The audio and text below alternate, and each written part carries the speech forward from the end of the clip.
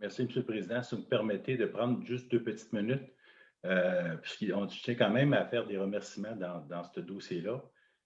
Pour les gens qui nous écoutent, puis je sais que la dame qui a initié cette demande-là est à l'écoute ce soir. Alors, pour récapituler, c'est Mme Guylaine qui m'avait présenté ce dossier-là l'automne dernier. C'est une situation toujours délicate d'un enfant, un grand garçon handicapé, maladie dégénérative. Et elle se demandait, pour faire une demande, elle avait fait une demande au programme PAD, Programme d'adaptation domiciliaire, de la Société d'habitation du Québec, qui prévoit un montant X. Maintenant, elle se demandait si, comme à la Ville de Montréal, parce que la Ville de Montréal a aussi son propre programme depuis 2020, elle se demandait si, comme à la Ville de Montréal, on avait un tel programme à Saint-Augustin. Et ainsi, il n'y en a pas. Il n'y en a pas. D'ailleurs, il y a seulement Montréal qui a ce même programme-là. En instaurant ce règlement-là, nous serions la deuxième ville au Québec à instaurer un tel programme de subvention.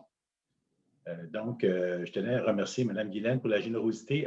On a eu beaucoup d'échanges avec elle. Elle nous a partagé les difficultés. Elle nous a partagé un peu c'était quoi le défi de cette situation-là, comment aborder. On a discuté de façon d'aborder la situation parce que ce n'est pas simple.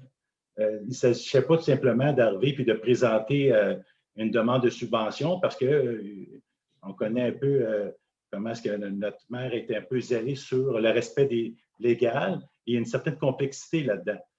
C'est notre propre programme de subvention. Il a fallu que le greffe et que l'urbanisme travaillent très fort là-dedans, ce qui a pris quelques mois pour pondre notre propre règlement. Naturellement, ce n'est pas des gros montants, c'est à la hauteur de notre ville. Hein. À Montréal, ils peuvent donner jusqu'à doubler la somme, jusqu'à 16 000 $. Pour Saint-Augustin, on peut aller jusqu'à 2 000 $. Nous, notre personnel a dû travailler là-dessus pour prendre le même règlement qu'à Montréal, puis on comprend qu'on n'a pas les mêmes ressources qu'à Montréal, donc ça a demandé beaucoup de travail. Et je remercie infiniment nos fonctionnaires qui ont travaillé ce dossier-là, parce qu'ils ont fait un très beau projet. Maintenant, pour terminer, je vous dirais que c'est des beaux projets, puis l'ensemble du conseil, dès le départ, c'est tout de suite montré favorable à collaborer. Alors, je tiens à les remercier. Je pense qu'on peut être fiers ce soir d'avoir un tel programme, d'être la deuxième ville au Québec à présenter un tel programme de subvention pour ce que ça représente, hein, pour les gens qui sont touchés par ça, mais aussi parce que de plus en plus, on veut maintenir des gens à domicile, soit des personnes handicapées, des maladies dégénératives, mais des personnes aussi en perte d'autonomie, des personnes vieillissantes.